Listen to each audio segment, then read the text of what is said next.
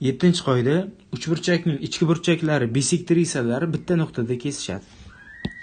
Tabiiy, bitta nuqtada kesishi aniq.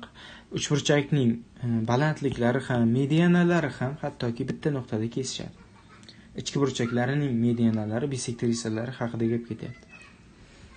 Bo'ldi, endi misol ishlaymiz. Birinchi misol. BAC 70 ekan. BAC bo'lsa alfani toping deyapti. Tabiiyki AD bu yerda qarangda mana bunaqa narsa bo'lyapti-da.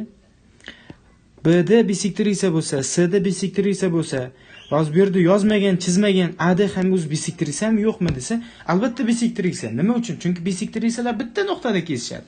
Mana bitta nuqtada kesishyapti-ku. Shuning uchun AD ham bisektrisa bo'lishi shart degan qoidani ilgari surasiz. Demak, mana bu ham alfa bo'ladi. Shundan kelib chiqib, bu ham alfa endi hozir. Shundan kelib chiqib, alfa teng bo'ladi 70 taqsim 2 ga.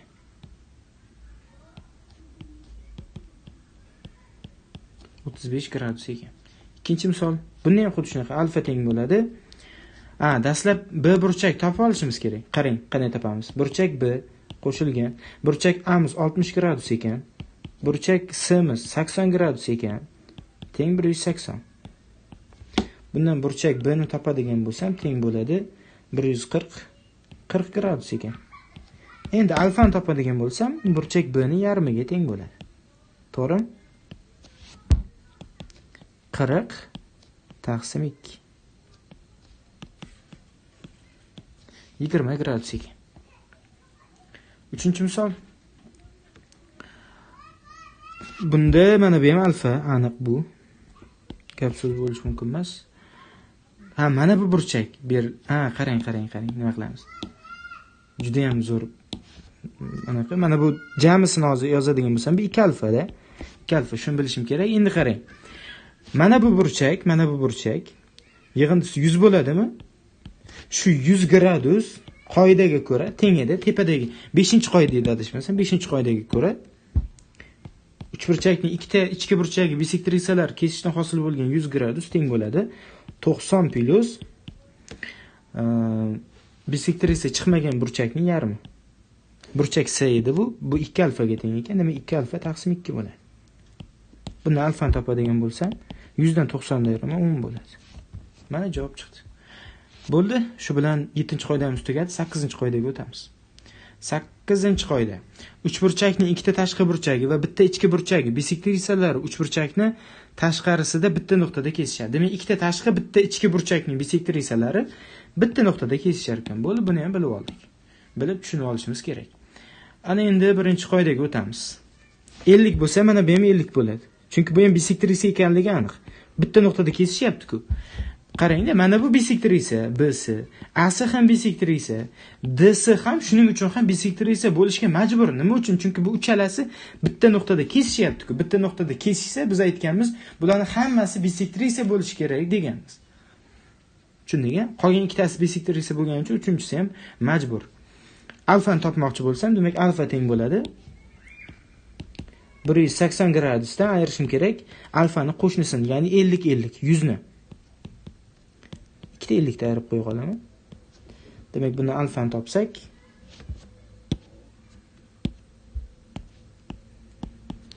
$80 ekan.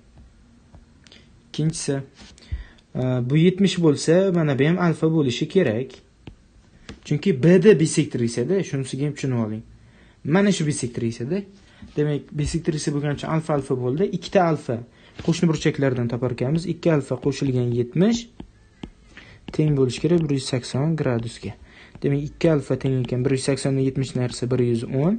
Buni alfani topsak 55 gradus. Javob shu. Uchinchisi.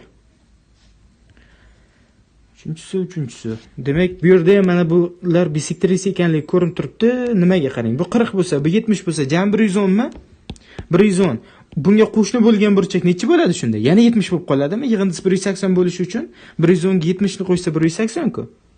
Demak, mana bu ham 70 ekanligi kelib chiqyapti. Demak, bu bisektrisa ekan. Tushunyapsizlarmi? Mana bunda ham bu 75 bo'lib qoladi. Shunda yig'indisi 75 ga 75 150, 30 ni qo'shsa 180 to'g'ri kelyapti. Va mana bu ham endi bisektrisa ekanligi kelib chiqyapti. Bisektrisa bo'lsa, bu ham B, D ham demak bisektrisa bo'ladi. Demak, mana bu ham alfaga teng. Bu nimani so'ragan?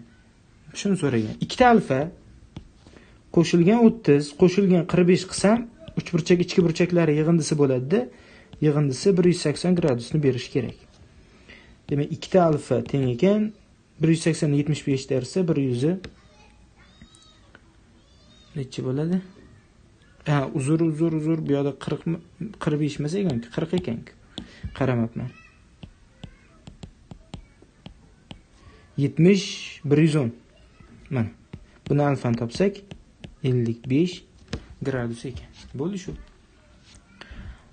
Shu bilan 7-va 8-qoidamiz ham o'z nihoyasiga